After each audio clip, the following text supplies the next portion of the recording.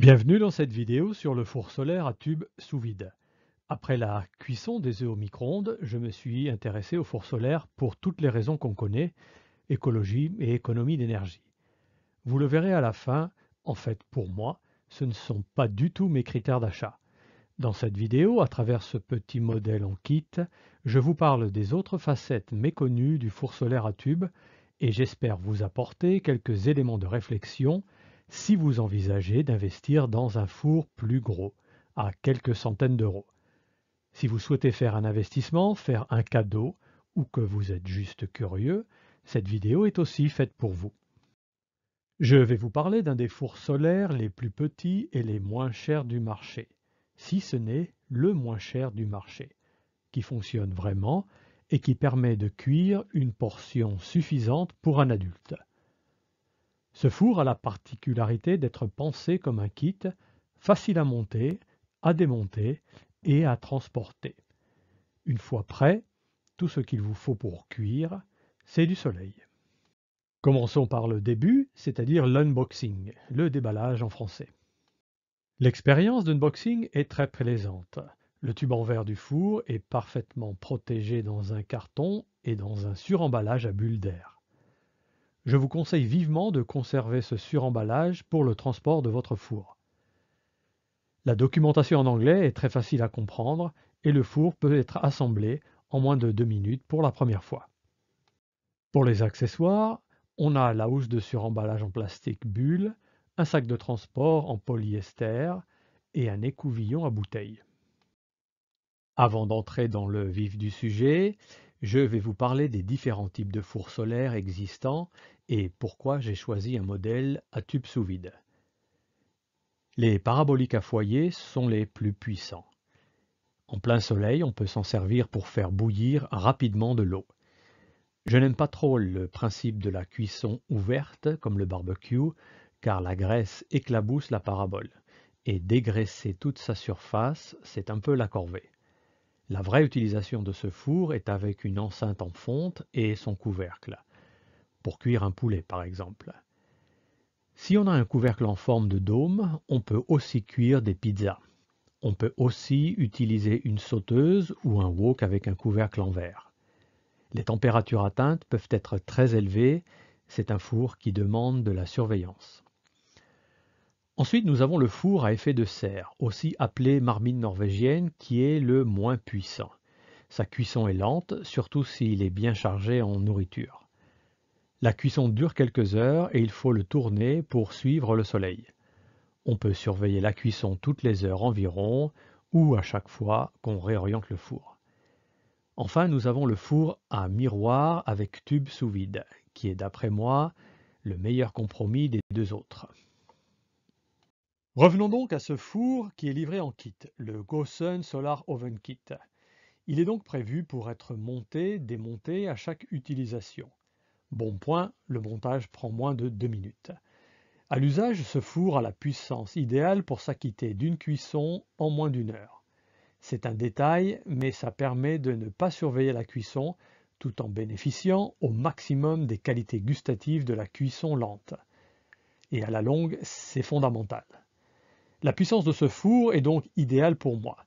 Vu son poids total avec la nourriture, il est très facile à manier et à positionner. Et vu sa petite taille, il ne prépare des portions que pour un seul adulte. Il faut impérativement l'utiliser en plein soleil pour qu'il cuise correctement et dans un délai raisonnable. Si vous voulez ajouter des légumes à un plat de viande, par exemple, peut-être aurez-vous besoin d'un deuxième four. Du coup, il pourra y avoir plus de quantité et vous pourrez aussi manger à deux. Ce modèle est très bien dimensionné pour une cuisson lente. Si vous cherchez des modèles plus grands, souvenez-vous qu'il y a 3 grands facteurs qui déterminent le choix du four solaire, à tube sous vide. Tout d'abord le volume intérieur, donc le diamètre du tiroir à nourriture. Ensuite, la puissance et enfin la facilité à régler l'élévation. Je parle de l'élévation du soleil. J'utilise un terme astronomique pour qualifier le miroir d'un télescope, l'ouverture. Plus elle est grande, plus il y a de lumière ou d'énergie captée. En faisant le rapport de l'ouverture sur le diamètre extérieur du tube, on obtient un indicateur de la puissance du four. Je rajouterai un quatrième facteur secondaire, la hauteur des bords du tiroir à nourriture.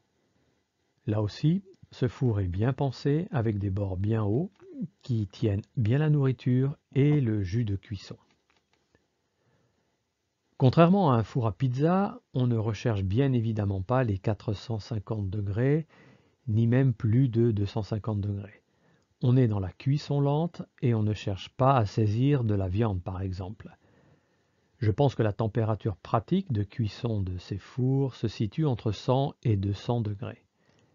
Et il faut bien comprendre que ces fours cuisent grâce aux rayons infrarouges, un peu comme un four à pierre ou un four à sol statique, et non pas comme un micro-ondes, un four à chaleur tournante ou encore un air fryer. Le four domestique qui s'en rapproche le plus est l'omnicuiseur, un four à tube infrarouge. Méfiez-vous donc des fours avec une ouverture trop grande, comme celui de la photo, car il semble avoir une ouverture importante par rapport au diamètre du tube. Bien sûr, une grande ouverture peut servir les jours nuageux. Tous ces fours n'ont pas de thermostat, et on ne peut jouer que sur la puissance du soleil ou la durée de cuisson. Je ne vais pas vous recommander d'acheter un four pour les jours de soleil et un four pour les jours nuageux. Ça n'aurait aucun sens commercial. Ce genre de four est fait pour fonctionner pendant l'été en plein soleil. Tout le reste n'est que illusion et complication. On continue donc avec le Gosen. L'idéal avec ces fours est d'utiliser de la nourriture en longueur. Les brochettes sont donc la meilleure forme de nourriture. C'est idéal pour la période des barbecues. La cuisson est bien meilleure qu'avec les braises. La viande est parfaitement cuite et juteuse. De plus, il reste du jus en abondance. On peut ensuite faire chauffer l'eau du café pendant qu'on mange.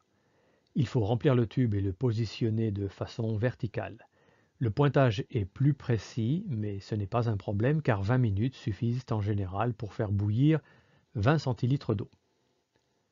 Ce four démontable et transportable est donc génial pour casser la croûte en randonnée. J'ai aussi torréfié des noisettes pendant un peu plus de 40 minutes. Il n'y avait plus qu'à les broyer pour préparer une pâte à tartiner au chocolat. Je vous donne quelques indications pour préparer une tartiflette. En hiver, vous pouvez aussi précuire les pommes de terre dans l'eau bouillante et les lardons à la poêle, la veille de votre randonnée raquette. Si faire la vaisselle d'un plat à tartiflette n'est pas votre truc, pensez à recouvrir le tiroir de papier aluminium. Et évitez de faire des papillotes car les rayons infrarouges seraient alors totalement bloqués, ce qui ralentirait la cuisson. Les pâtisseries sans trop de liquide se cuisent en général en moins d'une demi-heure. Il faut impérativement respecter les temps de cuisson pour ne pas les brûler. Les temps de cuisson sont un peu plus longs dans le four solaire et il faut quand même surveiller où se mettre un chronomètre. Il existe des moules en silicone de petite taille qui, une fois découpés en bandes, peuvent être calés dans le tiroir. Je rappelle que pour obtenir une bosse, il faut mettre le moule rempli entre 15 et 30 minutes au congélateur avant la cuisson. Et la cuisson des madeleines dépend aussi de ce temps. Ce four fonctionne très bien, mais il n'est pas parfait. Parlons des problèmes de ce kit. Du côté de l'extrémité fermée du tube, il y a un capuchon en plastique bleu. Ce capuchon est collé avec du mastic de couleur blanche et il se détachera au bout de quelques utilisations. Vous pouvez bien sûr invoquer la garantie auprès du vendeur ou bien recoller ce capuchon vous-même dans les règles de l'art avec un vrai mastic adapté au verre et au plastique, si possible qui tient aussi les fortes températures. Mais en fait, lors de la cuisson, le tube est certes brûlant au toucher, mais il ne fait pas fondre les plastiques. Il reste alors peut-être un effet de dilatation. Vous pouvez aussi oublier la brosse écouvillon, qui n'est pas de très bonne qualité. De plus, elle est trop courte. Les miroirs sont en plastique et ils finiront par s'user ou se rayer au fil des utilisations. Enfin, un défaut aléatoire frappe les tiroirs en inox. Parfois, ils coulissent mal dans le tube, ce qui est problématique en fin de cuisson pour retirer la nourriture du four. Pour remédier au défaut du kit solaire, vous devrez rapidement recoller le petit capuchon qui cache et protège le petit téton laissé lors de la mise sous vide du tube. Sinon, à la moindre fausse manipulation ou choc, le tube risquera de casser. Trouver du mastic qui colle sur du verre n'est pas difficile. Le challenge consiste à trouver un mastic qui colle aussi sur le plastique. Du vrai mastic pour le bâtiment est idéal si vous en avez un tube ouvert en cours. J'ai préféré un petit tube de mastic acheté en Chine, plus économique. Pour le nettoyage et le dégraissage du tube sous vide et du tiroir à nourriture, il faut une brosse suffisamment longue et du liquide lave-vaisselle. Le tiroir passe au lave-vaisselle, mais je ne pense pas que le tube résistera indéfiniment. Je le lave donc à la main avec une brosse. Vous pouvez bien sûr faire tremper le tout pour vous faciliter la tâche. Enfin, les miroirs acryliques sont fragiles. Ils s'useront au fur et à mesure des montages et démontages ainsi que du transport. Fabriquez-vous une double pochette en papier mousse pour le transport si vous prenez le four en randonnée par exemple. Vous pouvez aussi commander sur AliExpress des miroirs acryliques réfléchissants et les découper avec des ciseaux costauds ou un massicot de qualité pour des coupes bien droites. L'épaisseur doit être de 1 mm. Il faut découper deux miroirs de 18 par 28 cm. Il existe une variante un peu plus chic de ce petit four, le Gosen GoPro Pack. Les miroirs sont un peu plus petits, mais il peut aussi chauffer sur batterie 12 volts grâce à un deuxième tiroir avec des résistances électriques. Ce tiroir électrique est aussi compatible avec le Gosen Oven Kit. Une prise allume-cigare est fournie pour la voiture. 4 moules en silicone sont aussi fournis, ainsi que son étui de transport. Seuls 2 moules peuvent être utilisés en même temps, et pour le prix, il est juste multiplié par 2 par rapport à la version en kit. Mais il a les mêmes défauts, ce qui me semble inacceptable, car je pense que les clients potentiels pour ce four ne sont pas forcément des bricoleurs. À part ça, les temps de cuisson doivent être légèrement plus longs. La marque Gosen étant d'origine américaine, je vous donne quelques temps de cuisson qui intéresseront les Gaulois.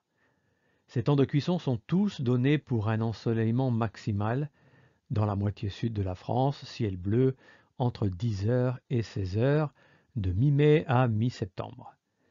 L'intérêt de ce four est que les cuissons ne dépassent pas 1 heure, ce qui permet de ne pas surveiller la cuisson ni de devoir réorienter le four en cours de cuisson. Les brochettes de viande durent entre 45 et 60 minutes selon le degré de cuisson recherché. Les pâtes et le riz se cuisent en 2 fois. D'abord faire bouillir l'eau, puis l'aliment. Pensez à remplir d'eau aux 2/3 seulement du max pour laisser de la place aux aliments qui gonflent en général pendant la cuisson, comme le riz. Les pâtisseries sont à surveiller car leur cuisson est inférieure à une demi-heure et elles brûlent vite, comme dans un four électrique. Pour faire bouillir de l'eau, il faut juste remplir le tube et ne pas dépasser le max, soit 40 centilitres, puis caler le tube en position verticale. Dans tous les cas, je vous recommande de toujours chauffer entre 25 et 35 centilitres de liquide. Enfin, l'odeur que dégagent les noisettes ou le café frais en cours de torréfaction est juste fantastique. Il est possible de réchauffer des frites surgelées, mais ça n'est pas top niveau croustillant.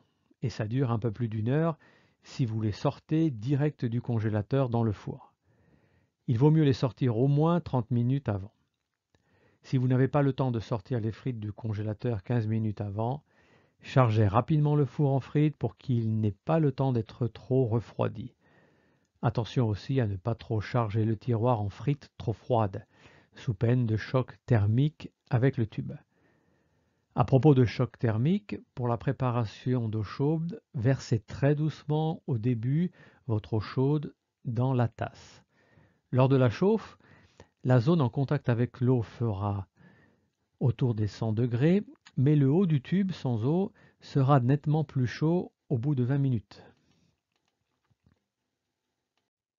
Alors, est-ce que ce four permettra de faire des économies et de sauver la planète du réchauffement climatique? Pour moi, même d'une taille supérieure, un four solaire ne remplacera jamais un four de cuisine à micro-ondes ou traditionnel. Ce four ludique est très sympa pour faire des barbecues pendant l'été ou pour manger et boire chaud pendant une randonnée. Un jour de soleil, bien évidemment. Je peux vous dire que les outils industriels pour fabriquer ces fours sont à la portée de n'importe quelle nation. La puissance industrielle de la Chine permet en plus une fabrication en volume pour un coût très abordable. Pour ce four en kit, on est probablement entre 5 et 10 dollars en incluant la marge des fabricants des pièces qui le composent. Si vous raisonnez en tant qu'investissement, c'est à mettre en perspective avec le coût en électricité d'un four de cuisine ou d'une plaque de cuisson. J'ai fait un bref calcul et j'ai pris une valeur de base pour vous donner un ordre de grandeur de retour sur investissement, mais en réalité, le coût en électricité d'un repas varie énormément selon vos préférences culinaires. Avant de passer au verdict, je vais vous demander de chercher l'intrus parmi ces images.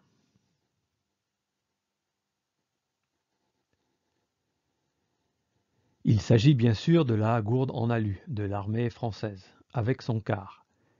Elle résiste assez bien sur le terrain. Tous les autres objets sont en verre. Si vous les laissez tomber de 1,50 m sur une dalle en béton, ils connaîtront tous le même sort. Et on a tous appris à faire très attention avec le smartphone, car c'est un produit très technique, cher à développer et à fabriquer. Donc, c'est le seul avec lequel une réparation fera très mal au portefeuille. Tous les autres, même le tube sous vide, ne sont pas chers à fabriquer. Donc, est-ce que le four solaire à tube sous vide est fragile?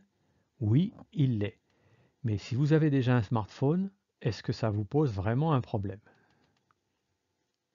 Pour terminer, je vais essayer de répondre à la question: est-ce que ce four est fait pour vous? Si j'ai acheté ce four pour l'essayer, c'est que je corresponds assez bien au profil indiqué à droite. En randonnée, je prends volontiers ma pompe à espresso qui fonctionne avec de l'eau bien chaude pour terminer mon repas un peu comme à la maison. Commençons par les défauts. Tout d'abord, le capuchon qui protège le petit appendice de verre qui reste après la fabrication du tube. Ce capuchon n'a aucun effet sur le fonctionnement du four, mais cet appendice est son talon d'Achille. Il est très facile à briser.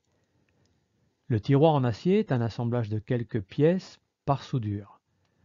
Cet assemblage est de qualité variable. Si vous n'avez pas de chance, le tiroir aura du mal à coulisser, surtout une fois chaud. Vous devrez alors vous munir d'un chiffon pour tenir le tube d'une main et tirer avec un objet métallique de l'autre main pour extraire le tiroir en fin de cuisson. Pour le nettoyage de l'intérieur du tube, l'écouvillon livré est trop court pour atteindre le fond. Enfin, les miroirs sont en plastique, ce qui limite leur durée de vie utile. Les fours haut de gamme, quant à eux, sont livrés en général avec des miroirs en feuille de métal. Pour les avantages, ils fonctionnent très bien. La cuisson est exceptionnelle sur les viandes et très bonne sur la plupart des aliments. La température importe moins que la quantité d'énergie que reçoit la nourriture, tant que la température à l'intérieur est supérieure à 120 degrés. Méfiez-vous des fours qui atteignent facilement 200 degrés, on n'est alors plus vraiment dans la cuisson lente. L'immense majorité des plats se cuit en moins d'une heure, ce qui dispense de surveiller la cuisson et de réorienter le four. Ce modèle est démontable et portable, son poids n'est pas un problème en randonnée et il est donc idéal. Quant au soleil, je ne pars jamais en montagne s'il pleut, sauf par erreur. Enfin, si on traite directement avec la société GoSun, on a le meilleur prix, la garantie est automatique et le service après-vente est excellent, mais en anglais. Enfin, je le répète, les fours solaires n'aident pas vraiment à faire des économies, tant que leur prix de vente est élevé. Plus on monte en gamme, plus les prix deviennent délirants et en 2024, n'investissez donc pas dans un four solaire. Si néanmoins vous êtes curieux et qu'une première expérience vous tente, je vous déconseille de dépasser les 200 €. Enfin, côté émissions de gaz à effet de serre, il me semble qu'il est difficile de faire mieux. Je vous invite à visiter le site de la marque GoSun. J'ai acheté mon four solaire en kit pour 39 $ plus une bonne vingtaine de dollars pour les frais de port pour la France. En principe, la TVA et les frais de douane sont aussi calculés avant le paiement. J'ai reçu mon four en moins d'une semaine et pour info, ce four en kit est aussi vendu à 79 € franco sur Amazon.fr, ce qui est un peu plus cher. Je trouve que le prix de 39 $ est correct sur le site de la marque, sachant que le produit a des défauts qui sont rédhibitoires pour les non-bricoleurs. En revanche, le modèle plus chic me semble beaucoup trop cher. Côté SAV et communication avec la marque, tout se fait en anglais et j'ai été très bien traité. Leur communication par email est très réactive et je le rappelle, le prix de tous ces fours sont en général élevés. Néanmoins, si j'habitais dans une région sans hiver, comme sur une île dans les Caraïbes, il est probable que je m'équiperais du four fusion à 299 $ pour la famille, tellement la cuisson lente est exceptionnelle. Pour finir, je rappelle que les énergies renouvelables, c'est très bien, mais ça ne fonctionne que certains jours de l'année. Donc, si les énergies renouvelables sont une activité ludique et secondaire pour vous, foncez. Sinon, réfléchissez bien avant de vous précipiter dans l'achat d'un four solaire. Laissez vos idées de recettes et vos expériences dans les commentaires. Je vous dis à bientôt.